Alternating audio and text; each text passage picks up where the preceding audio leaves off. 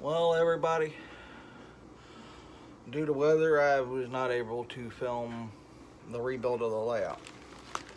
But I have already gotten most of my stuff together. These come out of the Woodland Scenic Structure Kit, and I bought that for the previous layout. Never got around to building these buildings. This here's kit transfer. Looks like a pretty nice building. This is going to be my boiler building for the power plant. I've not opened this one up yet. This is Best Rest Hotel. I want to use it for the actual turbine house and offices. So this is actually where the power will come out. This is just where they boil the water to make the steam to turn turbines. And I'm going to connect them all together and make them look kind of decent. And that'll be my power plant.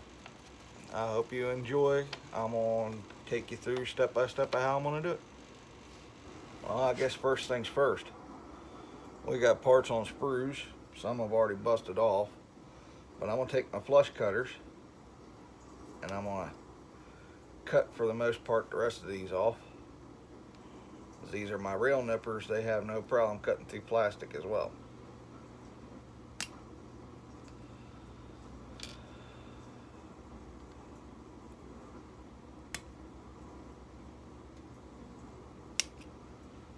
Basically hold them flush and let them do the work. Parts will go flying. And there we go. What I'll do after that is, just to make sure that it's nice and flush, I'll take my razor knife and I will scrape off the last little bit.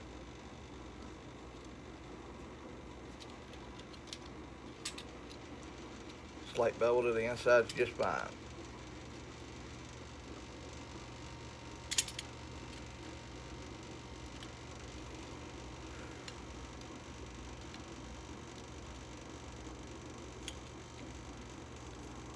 As long as it's flush enough that your fingernail don't catch on it, it's good.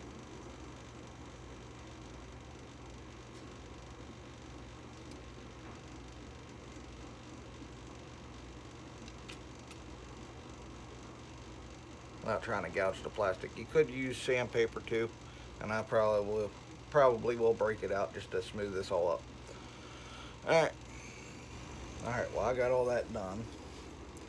I've got a pavement loading dock here, and of course they had to put the daggone injection molding on the top.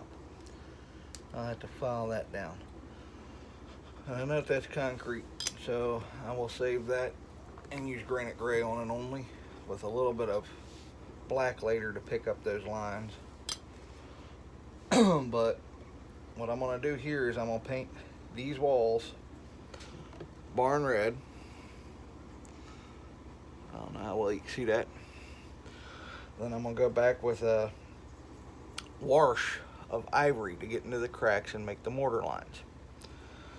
I know that this sounds somewhat crazy, but I'm going to go ahead and get started. And I'm just doing the walls, everything, including the doors. We can go back and fix that later with more paint. So just bear with me. I'm going to paint these up, and then you'll see what I'm talking about with the wash. Well, I guess I ought to show you this trick. When it comes to apple barrel paint, they are a bit thick because they're just everyday craft paints. Alright? How I get my paint to work is I literally pretty much just make it water. I will take and dip my brush in water, which is what I got here. Dip my brush in water, then pick up just a little bit of paint, and it will thin it to where I can get my first coat to actually lay in every nook and cranny and crevice. It's almost dry brushing. I didn't get enough paint with that water. There we go. And you won't see that much of a change with your first coat.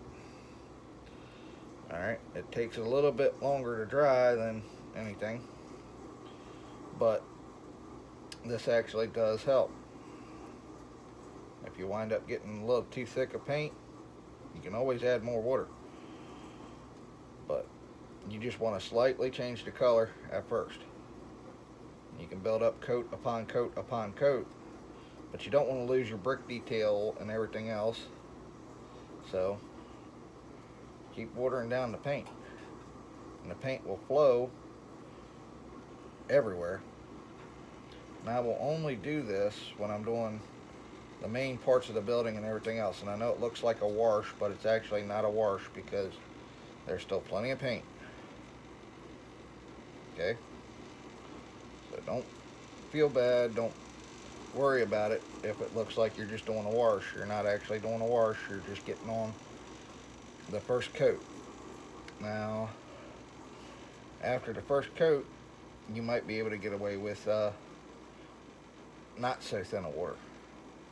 But when it comes to these DPM buildings, you're going to want some thin paint to get that first coat on there. Because even after you've washed them with soap and water and prepped them for painting, it's not going to take paint too well because it is a resin kit. And I will repeat that, it is a resin kit. So it does not like to take any paint. I don't care if you got the finest model paint out there, it won't like to take it. And it's just because it's resin. Resin doesn't like paint. So if you could put on thin coats that almost don't even change the colors, it actually helps because you get that pigment to start to grab, and once that pigment starts to grab, it'll take color like it's nothing. But that's the biggest secret I have for working with these apple barrel paints, is you just literally want as thin a paint as possible. And I will build this up over several coats. I know it looks like that one there just got a bunch of coats, but I'm gonna have to water that down so it gets in every nook and cranny. And yes, I do want this first coat to seep into those mortar lines. Later, when I go and make the mortar lines more pronounced by washing it, it'll get into all those cracks and crevices with ease because there will already be some pigment for that paint to grab a hold of. And you can work from one piece to the next. It ain't gonna hurt nothing. You can grab off of one if you think there's too much paint on there and move it to the other. But if you want the details, you need really, really thin paint. In order to get really, really thin paint out of craft paint, which is relatively thick, you don't need that much water, but you are going to want water. And the water is what helps the paint to flow.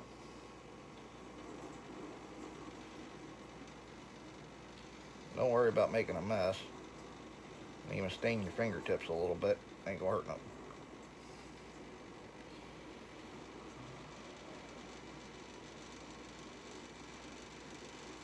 Nice part about the craft paint is that it does thin down with water. It makes it a lot easier to work with because you don't have to worry about it so much, and it dries fast. So you can have a model done in one night, even if you're putting on 2, 3, 4, 5 coats. Alright, well, I'm gonna get back to work. I'll see you in a minute. Let's watch paint dry while we listen to the Jeopardy theme song in our heads. Do do do do do do do. Now after 5 really thin coats and 1 moderate thin coat, the walls are finally painted. Now I gotta wait, let it dry completely, so that way I can do my mortar lines. Alright, we're ready to do the wash. And how I do the wash is I add a lot of water to the paint. Alright. We cut that off because we're going to put that there, and I know it's in front of the window, but that's just the way it is. This shelf is going to go right above it. That's why I cut the stuff off the top.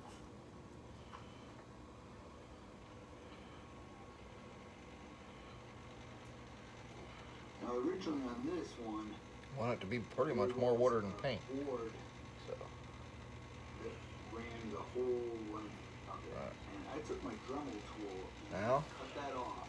I'll go over the whole model with it. 2 posts at each end. This will go look funny at the I start. thought it would look nice. And we gotta work somewhat having fast it at on it. each end to make it look like Alright. that's what's So I'm supporting trying the to start with shelf. the big piece first, so I can get this done. So then for our workbench,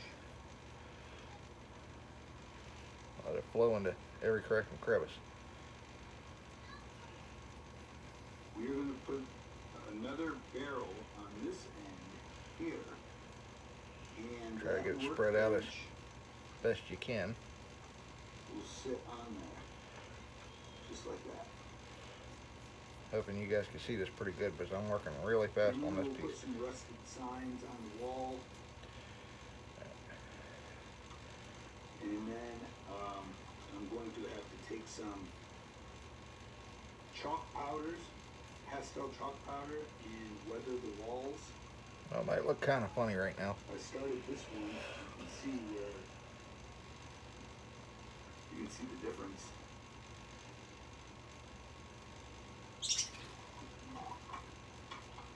Well, I hope you guys got your paper towels ready. I forgot to list that as an ingredient for this. So if you're trying to do this step by step with me, grab some paper towels real quick before you start this. Alright. So now that I've got that done, come back with a paper towel and So next, I'm lightly going dab to it. put a black primer on all of these detailed parts. On this wall, we're going to put a workbench there, The more you dab it, the more white comes out. and then right above it on the wall, there's Alright. shelving. But the better the border lines will wind up looking. So we'll put a black primer on these, and then I will show you how I paint these castings. So I first put a flat black primer on You can my literally just roll it up in a ball and blot it. And I explained this in another video. Pretty much you're just taking it off the brick, not out of the crevices. On painting detail castings. I didn't get enough on this technique side. is I spray paint it black, not worrying about getting it into the cracks. I let it dry, and then I take black acrylic paint and thin it down with some water and put a wash over the parts. And that gets the black paint into all of the cracks. Then I let that completely dry. And then as you can see, I took... And you can do this multiple times. gray You don't have to spray try to run it all at paint once. over all of the parts. Alright. And Even sit back and let it dry a minute. is Let it dry up into those cracks. so I can Just blot it out. see what all of the parts are. If I I'm leave still it a drawing solid too much black, out of there. it's kind of hard to tell what the individual parts are that are maybe on the workbench and stuff. So this really brings out the details. So we're going to start by painting. And you can do multiple coats. You have plenty of time. Alright? You don't have to rush it. Desert sand.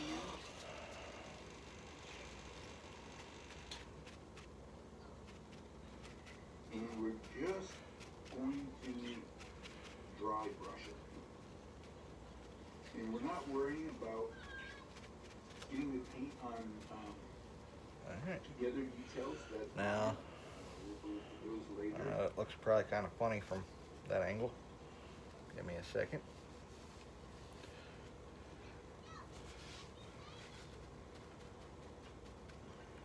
We're going to warm the wood up just a little bit. With That's what we're looking a little for. bit of raw sand. All those mortar lines are filled in. Now we can go back over this with a light coat or a dry brush of the same red, or we can leave it that way. Now with me, I think I'm gonna leave it that way, because this is a work building. And me finishing those pieces, this one's already dry and ready to go. So I'll give the rest of them a couple of minutes and we'll go ahead and put together this building for the rest of it. Well, we'll detail it, paint, and then we'll detail paint it and then do the rest of it. Well, now I'm on to a detail. Now, This is going to be the trim for the building. we'll take our Using Holly Branch silver apple barrel paint, cording. which I've never opened. Oh, great. Maybe this was this was an unforeseen thing, because I usually open my paints. Alright, I'm going to shake it up, make sure it's mixed well. Which I've done all this off camera so far, so Move this over just a little bit. I shouldn't need that much paint, but I'm going to put enough in there. It's always better to have a little bit too much on your palette than not enough.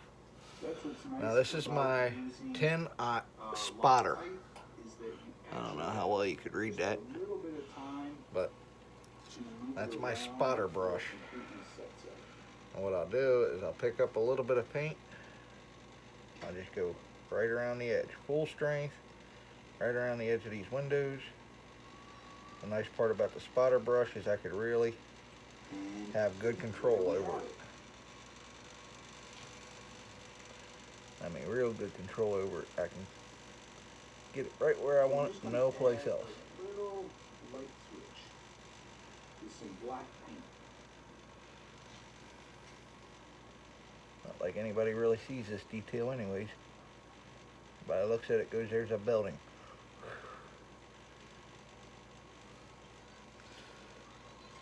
If you wanted to add a little bit of rust to the pipe,